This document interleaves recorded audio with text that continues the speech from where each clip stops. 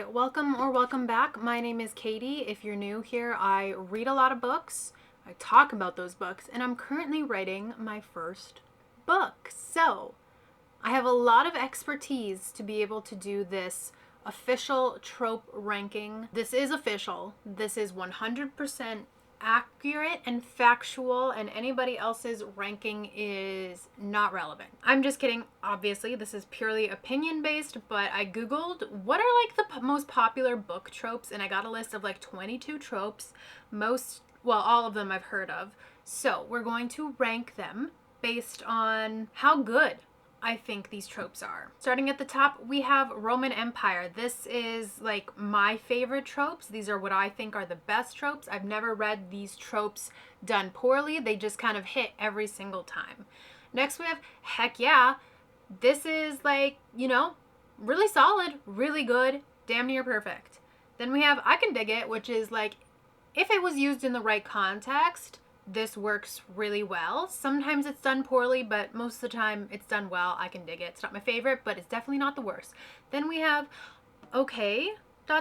which is okay.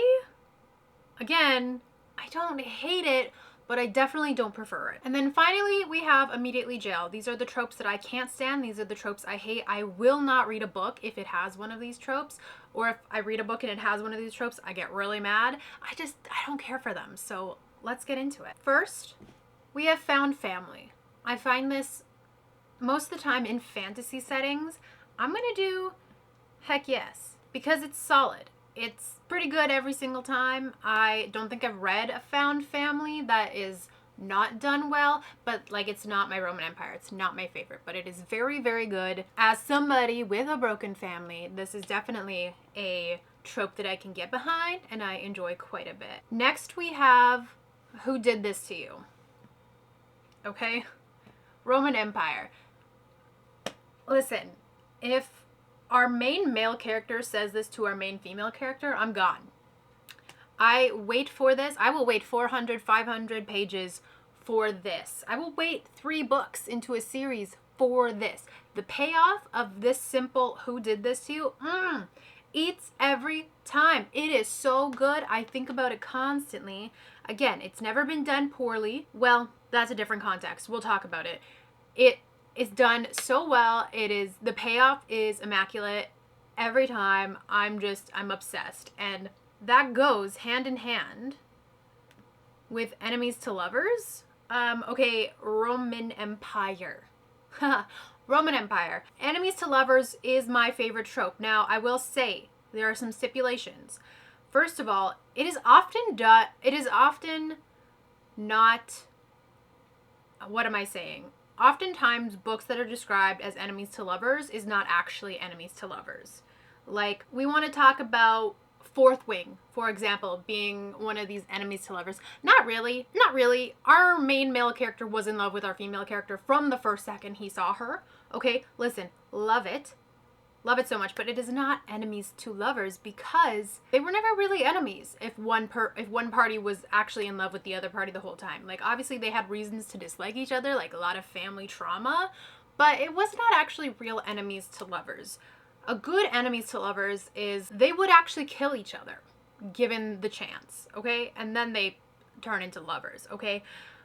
Often associated with Who Did This to You, because whatever the situation, they're enemies, right? They're not supposed to be lovers, but she gets injured and he's like, who did this to you? I'm gone. That is my favorite. That is the cherry on top. I will also say enemies to lovers really only works in a fantasy setting. Do not give me corporate enemies to lovers. Do not give me rival professors. I don't know. Like, don't give me people who are in competition with each other. That's not enemies to lovers. And it doesn't work in the modern setting because ain't nobody have no reasons to be enemies in the modern world. Okay? Fantasy settings only. Thank you. Friends to lovers. I can dig it. It is not my favorite, but when it's done well, it's done really well and it's really cute. I'll lump that in with like childhood friends to lovers. That's kind of good too. But it's just, I can dig it. It's not, you know, it's not my Roman Empire. Forced proximity. Okay, Roman Empire. Listen, I'm a simple girl at heart, and I do feel like all of these are umbrellas under enemies to lovers.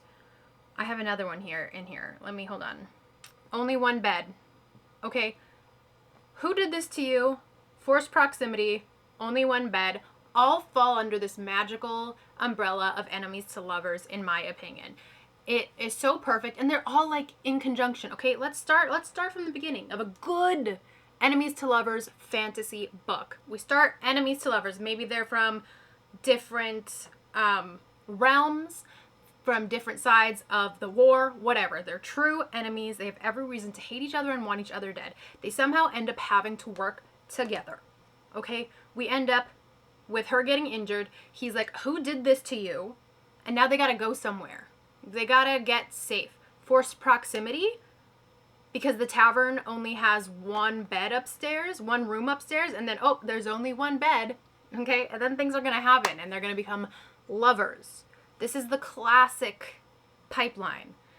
It eats every time. All of these are umbrellas under enemies to lovers, in my opinion. But if a book hits me with who did this to you, forced proximity, or only one bed, 5 stars, honestly. The vibe is just so good that I just can't give it anything less. Unless, of course, it's done poorly. Forced proximity also works in... I think forced proximity does work in a modern setting, like if you are maybe coworkers or this is your boss or something and you're forced to work together, you're forced into the same situation over and over again because of circumstances in the world. I can understand that. I think that's fine. I think that definitely can eat. But yeah, that's Roman Empire for sure. Second chance. I'm torn between I can dig it and okay. I'm gonna do okay because it's not high up there. I'm not going to read a book based on second chance romance alone. I have read a couple second chance romances and I'm like, this is pretty good. This can be pretty good. I can see, but I think the storytelling has to be immaculate. It can't rely solely on second chance, I think. I'm going to say okay because it's like, it would not entice me to read a book. But when done well, it works. Next we have Forbidden Love. Heck yeah, because nothing is forbidden. It's going to happen. Again, though, I feel like it just can't work in a modern setting. It works really well in a fantasy setting. I'm trying to think of Forbidden Love, like maybe if we're talking like hierarchy of some sort of like, no, I'm trying to think of how this can work in a modern setting. Forbidden Love. Forbidden, like because your parents don't want you to? I don't know. Again, I just feel like it works more in a fantasy setting or in like a historical fiction setting, right? Like you have your monarch who's not allowed to be with the poor person, whatever. Forbidden Love. It can work. Just, yeah. You know what? Okay. I'll say heck yes to Forbidden Love if it's in a fantasy setting. If not, I would say okay. That's my definitive ranking. Love triangle, immediately jail. Don't give it to me. Don't toy with me like that. I'm sure there is a book out there where love triangle has done well, but I don't like it. I don't like it.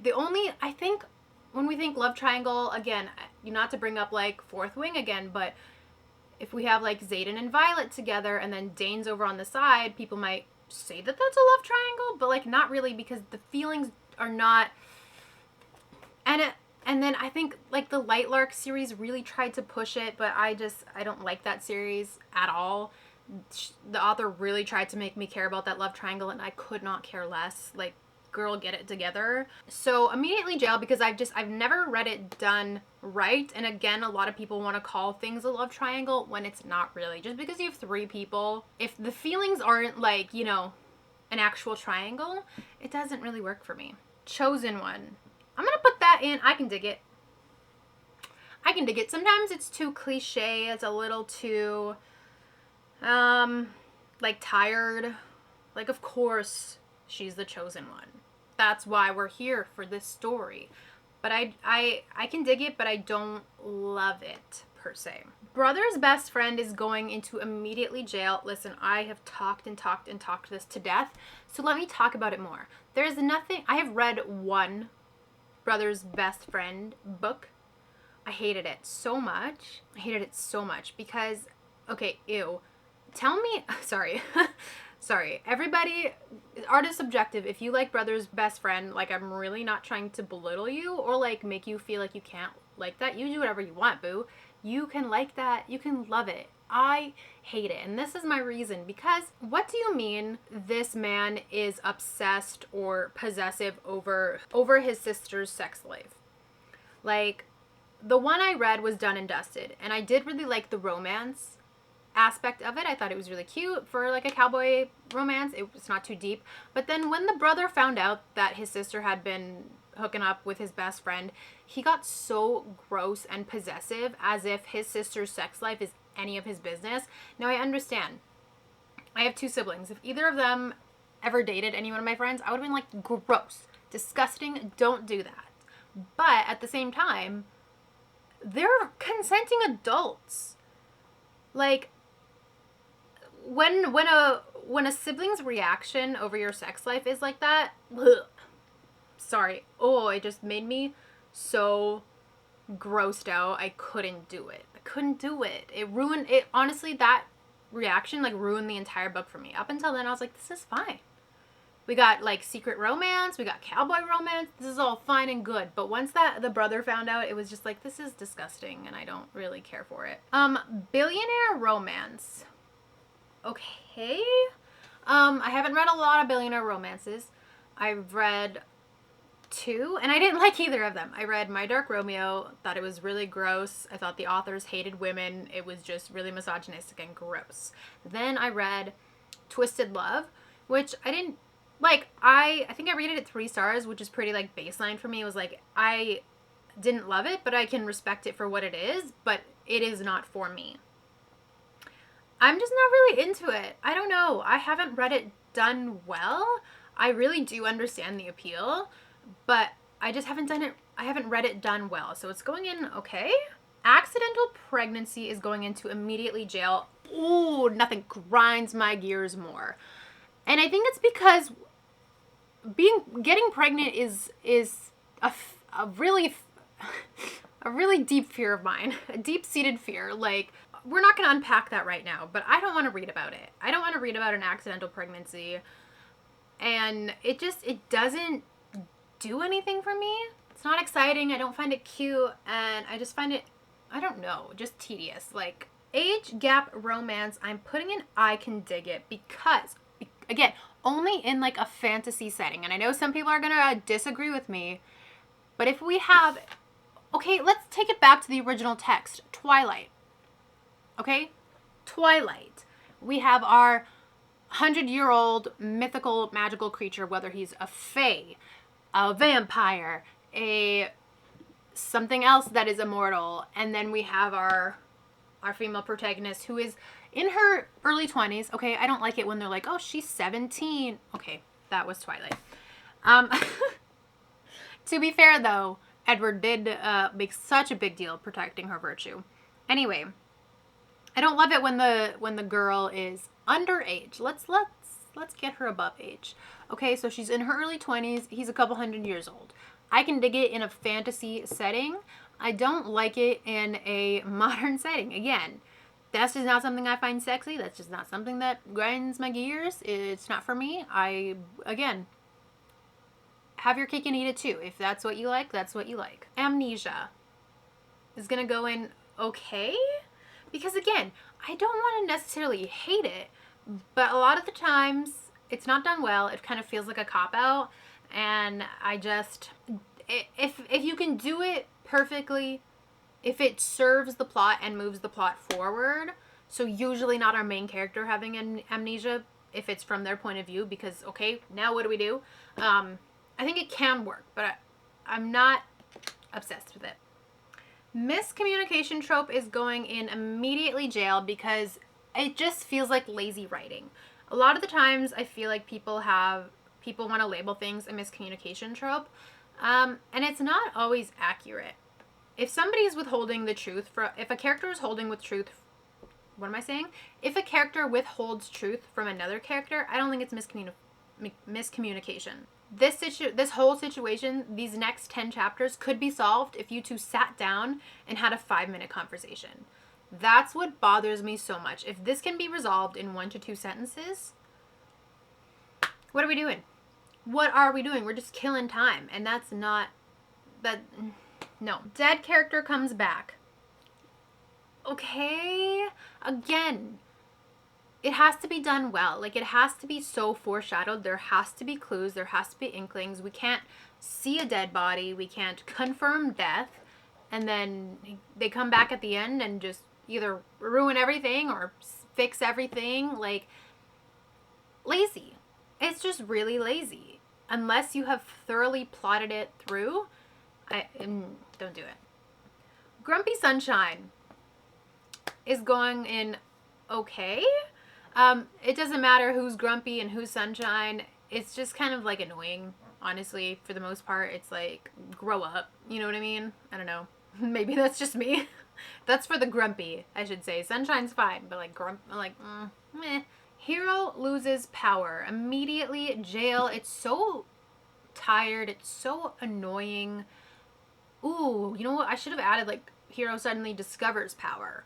That's also one that I would put in immediately jail because it's just so convenient. Like, it doesn't feel clever or thoroughly thought out, and that's what annoys me is when it's like as an author and you're coming to a point in your book where you just can make something up and it just solves everything. Like, that's so annoying. Knife to throw. Okay, this one's going in okay.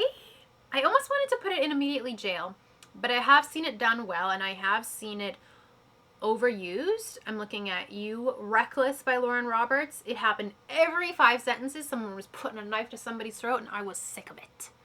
I was sick of it. So again, can be done well, but also can be done so poorly, and I'm tired of it. Arranged Marriage. I'm putting in I can dig it. This has changed since I read Bride by Ali Hazelwood, which I gave 5 stars because at my core, I am a vampire werewolf girly, and it was a vampire werewolf arranged marriage. Have I seen a whole lot of other arranged marriages? No. But based on that alone, I'm going, I can dig it because I've seen it done well, and I have faith that it can be done well again. I'm also going to put fake dating in I can dig it. I can dig it. Again, seen it done well, seen it done poorly, but more often than not, I've seen it done well, and it always drives our characters together. Like, you don't pick up a fake dating book and expect the characters to not get together in the end. They're gonna get together, and I eat it up every single time. Thank you for watching my definitive book trope ranking. I hope you guys liked it. I hope you guys agreed with some of what I said. If not, that's fine. Art is subjective, and that's all good. I hope you enjoyed it either way and had a good time. If you did, make sure you subscribe, and I will see you guys next time. Bye!